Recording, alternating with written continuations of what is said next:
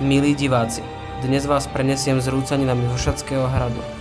Vršatecký hrad alebo Vršatský hrad je zrúcanina hradu nachádzajúca sa na bradle Vršatec nad obcou Vršatské Podhradie v Bielých Karpatoch.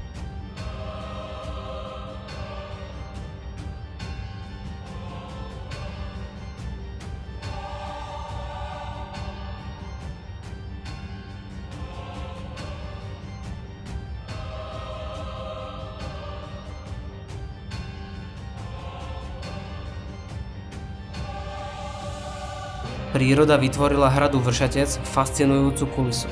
Jeho múry sú akoby vrastené do bizarných vápencových bradiel okolo Vršatského Podhradia. Oblasť bola obývaná už skôr ľuďmi z lužickej a púchovskej kultúry. Od 9. až 10. storočia aj slovanskými kmeňmi.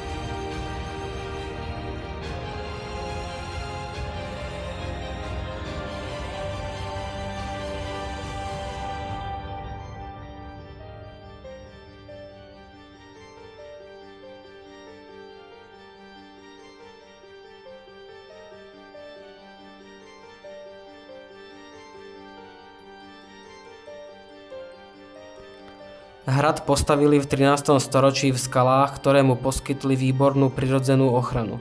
Vďaka nadmorskej výške 805 metrov patrí medzi najvyššie položené na Slovensku. Počiatky hradu siahajú do polovice 13. storočia, keď na najvyššom bode Brala postavili strážnu väžu, patriacu do skupiny fortifikácií, ktorých úlohou bolo zabezpečovať severozápadné hranice Uhorska.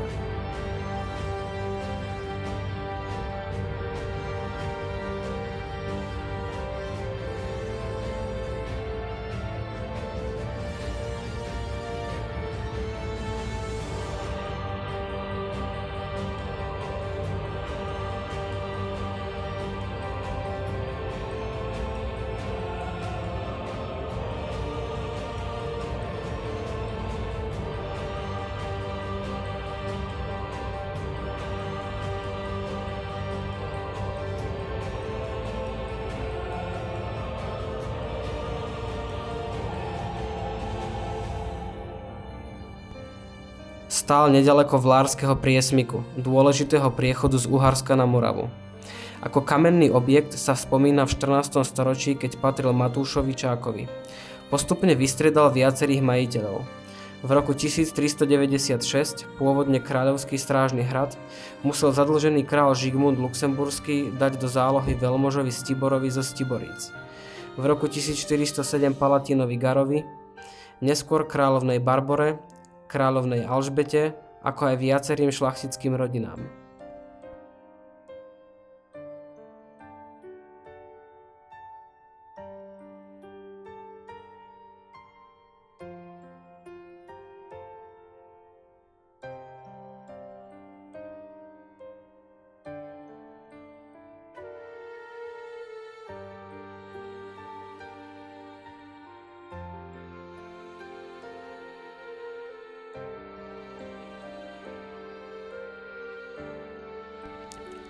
Píše sa rok 1459, keď hrad sa dostal definitívne do rúk šlachty.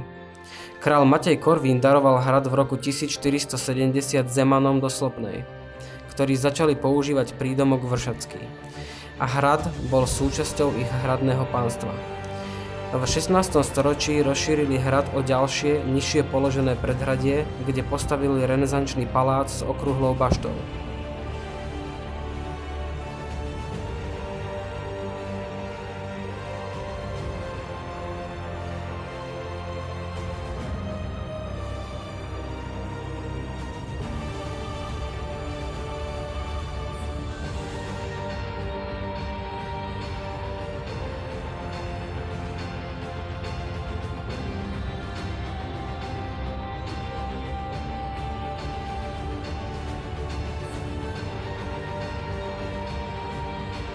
V roku 1576 prešiel hrad do rúk z príbuzneného rodu Jakušicovcov. V 17. storočí hrad získal cisársky generál Siegfried Krištof Breuner, ktorý ho dal opraviť, ale sám už radšej býval v kaštieli v Pruskom.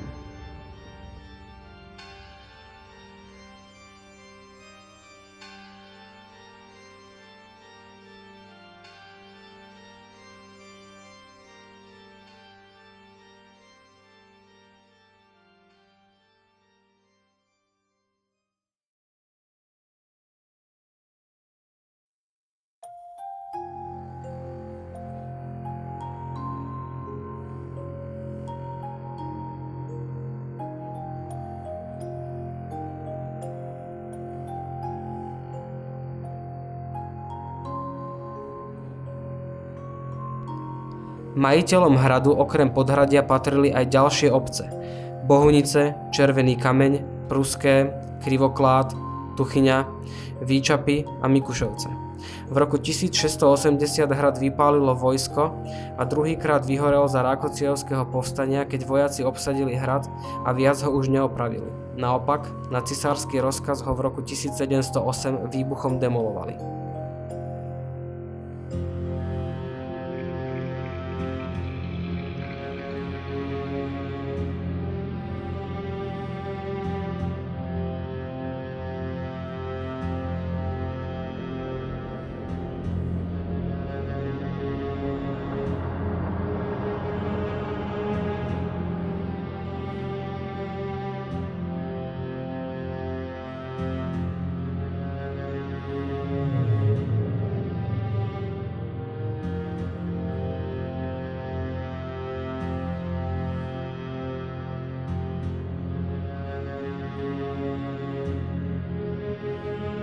Tvar neprístupného vápencového brala, na ktorom je postavený, predurčil aj jeho podobu.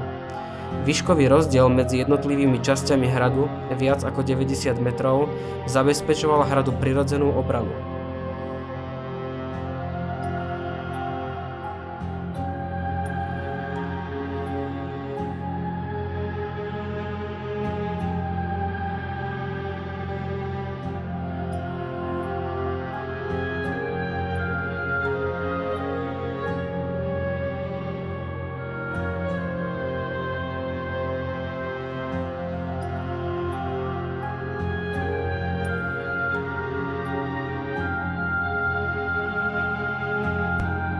Najstaršou časťou hradu bola strážna väža, ktorá bola postavená na najvyššom bode brala.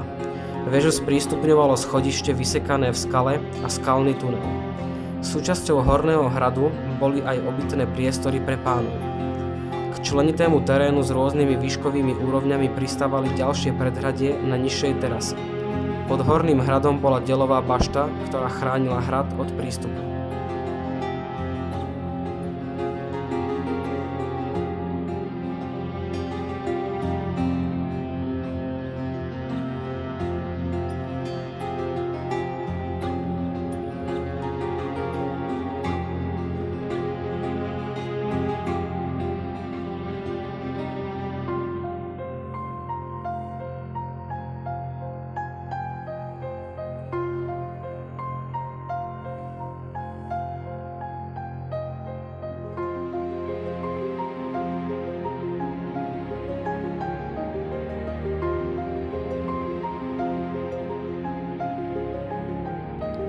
Najrozsiahlejší bol najnovší dolný hrad zo 16. storočia. Nad vstupnou bránou bola strážnica a miestnosti pre hradnú posádku. Hrad mal vlastnú pekáreň a varilo sa tu aj pivo. V podzemiach boli rozsiahle pivnice na víno a hrad mal aj koniareň a sklad obilia.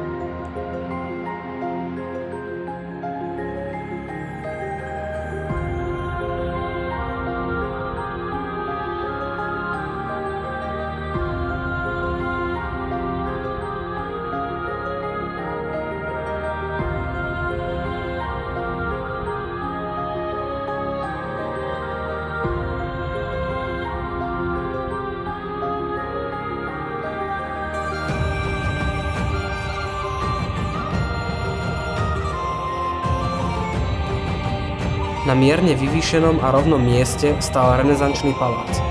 Obranu tvorili bašty v hradnom múre a polkruhová bašta pri vstupe a samotné hradné múry. Vo Vršatských skalách sú vlastne dva hrady.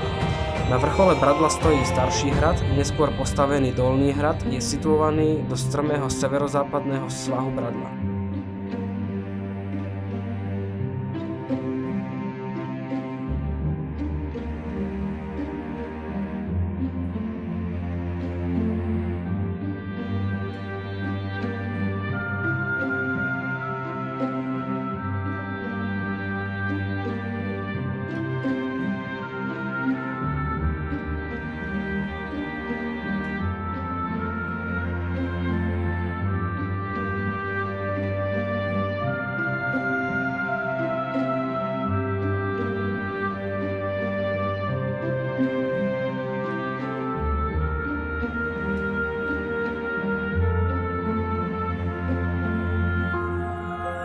Obidva hrady pôvodne spájal tunel. Z hradu sa zachovali len zvyšky paláca na dolnom nádvorí a veže na hornom hrade, ako aj nepatrné zvyšky múrov bývalého opevnenia. Patrná je aj plošina, kde stála deľová bašta.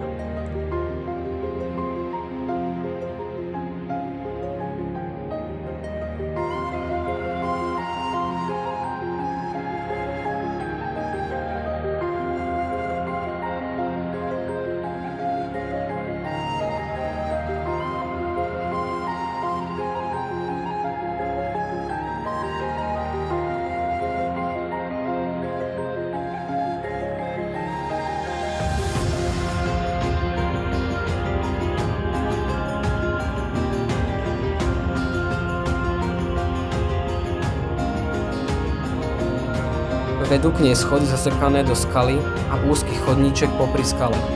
Z obytných častí v hornom hrade sa zachovala klenbová pivnica zasekaná čiastočne do skaly.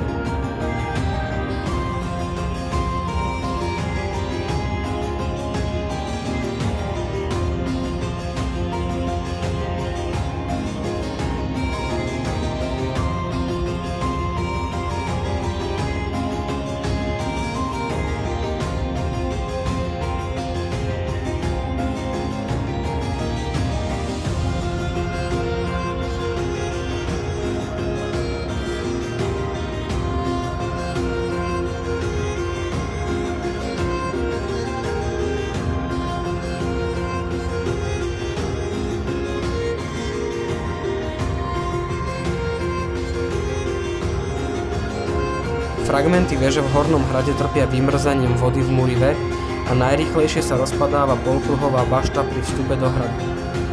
Hradu nepomáha ani mohutný ihličnatý les, ktorý prerastá dolný hrad a v ktorom sa stráca aj to, čo sa z hradu ako tak zachovalo.